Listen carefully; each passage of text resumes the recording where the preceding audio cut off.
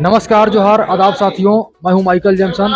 आप देख रहे हैं समाचार टीवी। झारखंड स्तरीय 2 दिवसीय ये प्रशिक्षण कार्यकर्ता ये कह लीजिए कि शिविर है, और जिसमें झारखंड प्रदेश के तमाम जिले से यहाँ पर जो भी पीपीआई के कार्यकर्तागण हैं उन लोगों की उपस्थिति पाई गई है। आप देख सकते हैं, आप अजय जी, आप इस तरफ से तमाम जो कार्यकर्तागण है जो कि झारखंड प्रदेश के विभिन्न जिलों से और विभिन्न क्षेत्रों से जिनका आगमन हुआ है, आप ये देख सकते हैं साफ तौर पर। और आप ये देख पा रहे होंगे कि चूंकि यह स्टेट लेवल का जो है यह जो प्रशिक्षण शिविर है, तो निश्चित तौर पर झारखंड के विभिन्न जिले से विभिन्न क्षेत्रों से लोगों का समय अभाव है। इसके चलते जो यहाँ पे जो मुख्य जो वक्ता हैं उनसे हम बात करने की कोशिश करते हैं। और सर, स्वागत है सर हमारे समाचार टीवी चैनल में। मित्रों, आप देख सकते हैं, है ना। सर, ये किस तरह का यह जो कार्यशाला है, प्रशिक्षण शिविर है, कुछ बताएंगे सर? ऐसा है कि कोई भी विशिष्ट कार्य को करने के लिए विशिष्ट ज्ञान होना बहुत जरूरी है।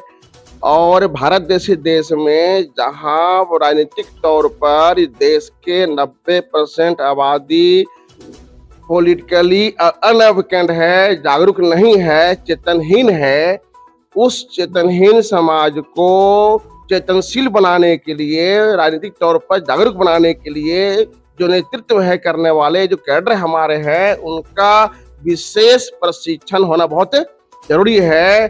जैसे एक डॉक्टर होता है, अगर वो डॉक्टरी नहीं पढ़ेगा, उसका नहीं होगा प्रशिक्षण, तो डॉक्टरी नहीं कर पाएगा। टीचर है, कितनों भी MBA पास है, अगर बच्चों को पढ़ाना है, उनको नहीं होगा प्रशिक्षण, तो बच्चों को नहीं पढ़ा पाएगा।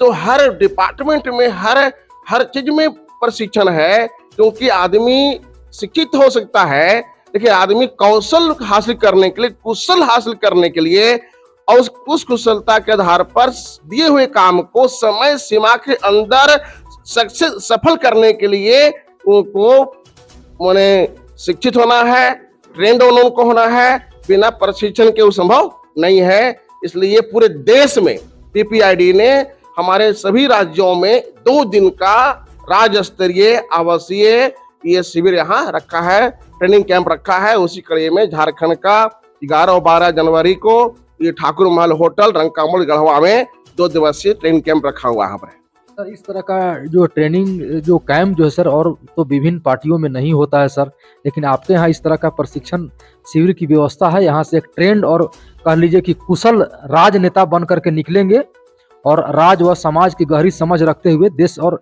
समाज को एक अच्छी सोच के साथ शायद सेवा करने की नीयत से आपके यहाँ इस तरह का प्रशिक्षण होता होगा सर। इसका क्या जरूरत क्यों महसूस हुआ सर? ऐसा है कि देश में 2 वर्ग हैं।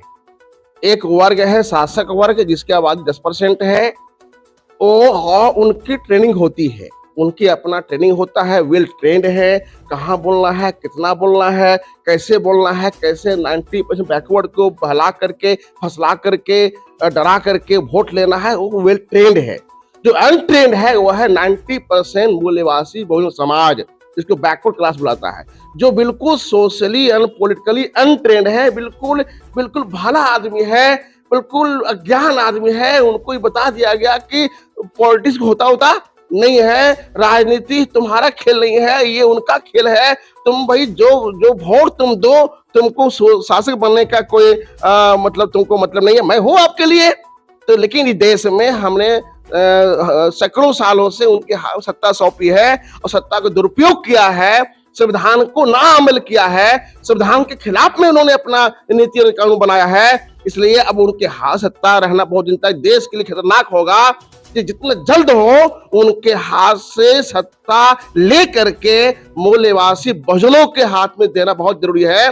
और सत्ता देने से पहले सत्ता को संभालने के लिए, उनको चलाने के लिए, और सत्ता को उपयोग व्यवस्था परिवर्तन के लिए करने के लिए उनको शिक्षित होना, ज्ञानी होना बहुत जरूरी है। इस देश में अंबेडकर जिसको सिंबल ऑफ नॉलेज कहता है, सिंबल ऑफ नॉलेज, तो सिंबल ऑफ नॉलेज के हम वारिस हैं, तो ज्ञान के प्रतीक के हम वारिस हैं।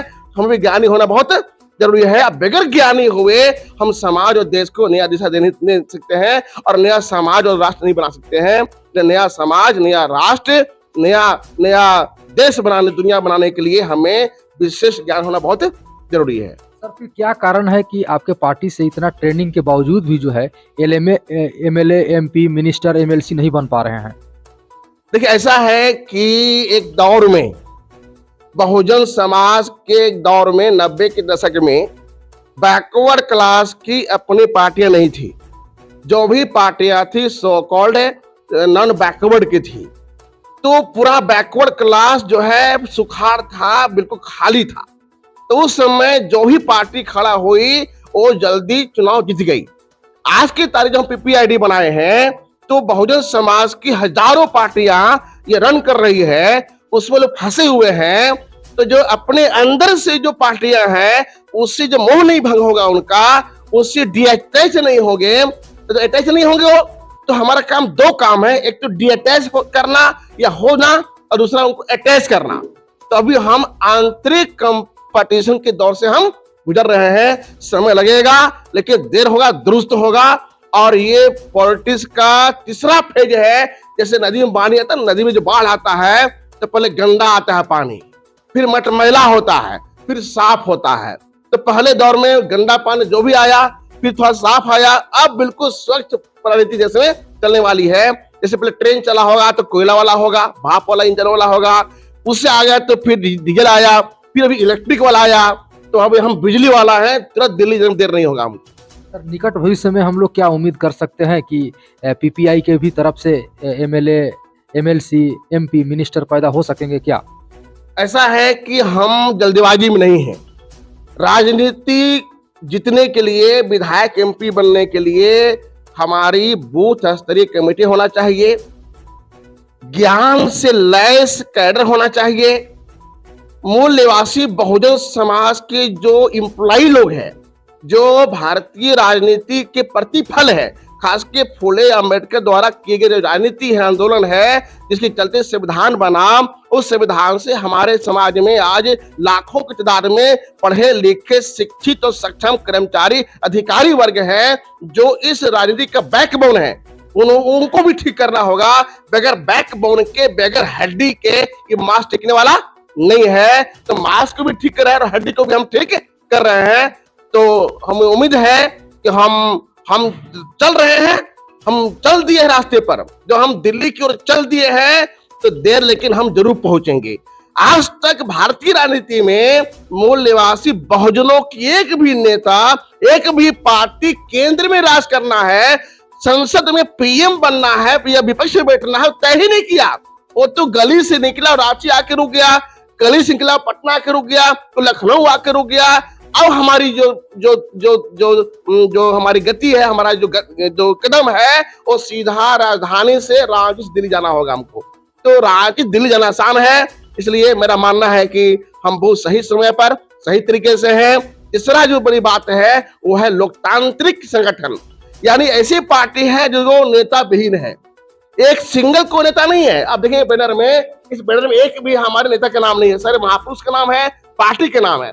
एक ऐसा बना रहे मॉडल जो नेता विहीन और कैडर बेस होगा, जो लोकतांत्रिक होगा, जो जनता के वोट सपोर्ट से जीतेगा। जनता को समझा करके वोट लेंगे, ना उनको खरीद के वोट लेंगे, ना बहला के लेंगे, बिल्कुल समझा के हम उनका वोट लेंगे और उसके एवज में उनको हम अधिकार हम दिलाएंगे। इसलिए नया मॉडल हमारा है, वो लोकतांत्रिक है, संस्थागत है, वर्गीय है, जातीय नहीं है और राष्ट्रीय है, क्षेत्रीय नहीं है। अंतिम सवाल सर, क्या इसका वही हश्र तो नहीं होगा जो कि ये कह लीजिए कि बसपा का हुआ है ना, और या कह लीजिए कि अभी आपका भीम आर्मी का एकमात्र जो केंद्रीय अध्यक्ष जो कि एमपी हैं, या मतलब कह लीजिए कि वाम सेव का है ना, जो कि डिजोल्व होने के कगार पर तमाम ऐसी विचारधारा वाली जो पार्टियां हैं जो कि अम्बेडकरवादी विचारधारा पर जो टिके हुए हैं, क्या पीपीआई का भी क्या सर वही हौसला होगा या उन लोगों से क्या कुछ खास हो इसमें होने के आसार हैं? हम हर घटनाओं से सबक सीखते हैं। दुनिया में जो कौम इतिहास से नहीं सबक सीखता वो नया इतिहास नहीं बनाता। जिन कारणों से हमारे पहले की पार्टी या वर्तमान पार्टी फेल हो रही है, उसका वजह है कि उसकी जन्म संस्था से नहीं हुआ है। एक जो इसकी जन्म संस्था से नहीं हुआ, व्यक्ति से हुआ, उसका उम्र बहुत कम है, कहीं भाग सकता है, बढ़ सकता है, बिक सकता है। दूसरा, जिसकी जन्म संस्था से हुआ वो उस संस्था से अलग हो गया, अगर उस संस्था के साथ रहता जो पार्टी, खास के बसपा, तो दिल्ली दूर नहीं था। ये सबक सीख करके हम हीरो बहन पार्टी बनाए हैं और हम संस्था से पैदा हुए हैं और आजीवन संस्था के साथ रहेंगे, उनके निर्देशन और नियंत्रण हम काम करेंगे। इसलिए हम बहुत अपेक्षित है कि हम उन गलतियों को दूर कर दिए हैं और नई हम सबक लेकर के, नया रणनीति लेकर के हम आगे बढ़ रहे हैं। इसलिए हमारा भविष्य उज्जवल, हमारा भविष्य। क्या परिचय हुआ सर आपका? इंजीनियर उमेश रजक, राष्ट्रीय कार्यकारिणी कमेटी मेंबर, प्रभारी झारखंड, रांची। शुक्रिया सर। और सिर्फ मुख्य अतिथि लोग का परिचय प्राप्त कर लेते हैं। क्या परिचय हुआ सर? मूल निवासी संतोष पहले हुआ। चलिए, शुक्रिया सर। आपका नाम और परिचय सर? मूल निवासी कर्मलाल उरांव, प्रदेश उपाध्यक्ष, झारखंड। चलिए, शुक्रिया। और अंतिम मुख्य अतिथि से हम परिचय प्राप्त कर लेते हैं। जी सर, क्या परिचय हुआ आपका? मेरा नाम डॉक्टर अनिल माथुर है, मैं रांची से आया हूं और मैं पीपीआईडी का प्रदेश उपाध्यक्ष हूं। चलिए, शुक्रिया सर। इस तरफ से जो मुख्य अतिथि गणों के अलावा जो है, जो कि विभिन्न क्षेत्रों से आए हुए हैं, इन लोग से परिचय प्राप्त करते हैं। इसके बाद मैं इस वीडियो को समाप्त करूंगा। जी मैम, क्या परिचय हुआ? मेरा अनीता गौतम है और पीपीआईडी का उपाध्यक्ष। जी मैम, कहाँ से आप हुए? गढ़वा दीपा महल। चलिए, ठीक, शुक्रिया। क्या नाम हुआ मैम? एक कम उम्र की कार्यकर्ता है, क्या नाम हुआ? दुर्गा भारती। अभी कार्यकर्ता है?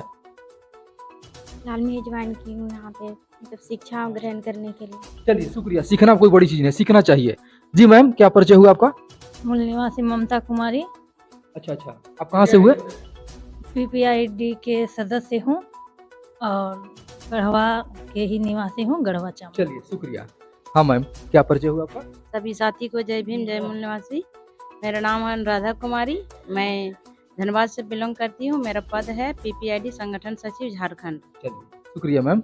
हाँ सर, क्या परिचय हुआ? मेरा नाम देवनंदन कुमार हुआ, मैं धनबाद से हूँ और मैं पार्टी का सदस्य हूँ। सर, जी सर, क्या परिचय हुआ? मेरा नाम नंदलाल मूल निवासी और भनातपुर विधानसभा क्षेत्र से हूँ और पीपीआईडी का जिला संगठन सचिव, गढ़वा। चलिए, शुक्रिया मित्रों। आप तमाम लोग जो हैं, ये साफ तौर पर देख पा रहे होंगे कि झारखंड के पूरे प्रदेश से प्रशिक्षणार्थी लोग की यहाँ पर मौजूदगी है और जो नया कुछ सीखना चाहते हैं और राज समाज की जो बातें जो है, गहरी बातें जो जानना चाहते हैं, उनकी उपस्थिति यहाँ पर पाई गई है। तो निश्चित तौर पर आज इसका जो है कि प्रशिक्षण का समापन डेट है, क्योंकि आज 12 है और 11-12 जनवरी कल से ही यह जो कि प्रशिक्षण शुरुआत था और आज जो है समापन का डेट है। तो बने रहिए मित्रों, इस तरह का तमाम अपडेट्स अवगत कराता रहूंगा। मैं हूं आप सबों का son of Jharkhand, Michael lady Jameson. तब तक आप सबों से अलविदा। जय हिंद, जोहार, धन्यवाद।